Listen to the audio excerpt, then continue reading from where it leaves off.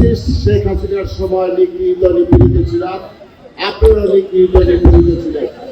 আমাদেরকে বিভিন্ন মামলা মোকদ্দমা দিয়ে আমাদেরকে হত্যা গুমের মাধ্যমে ওই সরকার আমাদেরকে আমাদের পরিবারের সাথে 17 বছর ঈদ পালন করতে দেওয়া হয় নাই।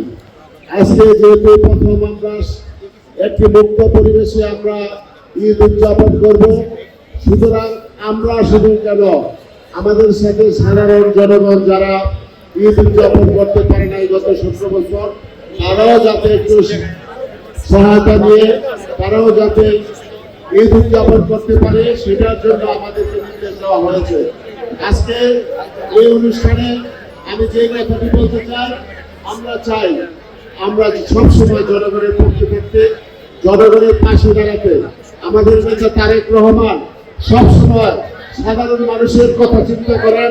পরিবার পরিজন সাধারণ মানুষকে নিয়ে আমরা ঈদ উদযাপন করতে পারি নাই, আমরা আপনাদের মুখে হাসি দেখতে পাই নাই।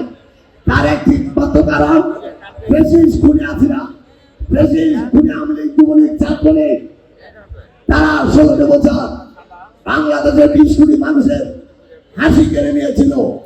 তারা নির্যাতন, নিপীড়ন, জুলুম, অত্যাচার, লুটতরাজ, ব্যাংক ডাকাতি, মানবাধিকার লঙ্ঘন, মৌলিক অধিকার লঙ্ঘন, ভোট চুরি, ভোট ডাকাতি, সর্বশেষ রাজনৈতিক অধিকার কেড়ে নিয়েছিল। আমরা 16 বছর অনেকে 16 ঘন্টা বাড়িতে ঘুমাতে পারিনি, অনেক সময় বাবা মার সন্তানের চেহারা দেখতে পাইনি।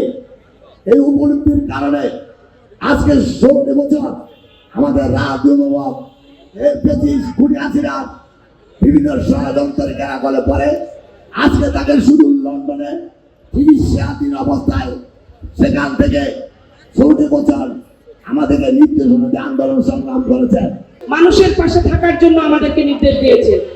আমাদের এখানে বোনেরা আছেন, আমি বলতে চাই আমাদের নেতা তারেক রহমান যেই 31 দফা দিয়েছে, এই 31 দফায় নারীদের সম্পৃক্ত করা হয়েছে।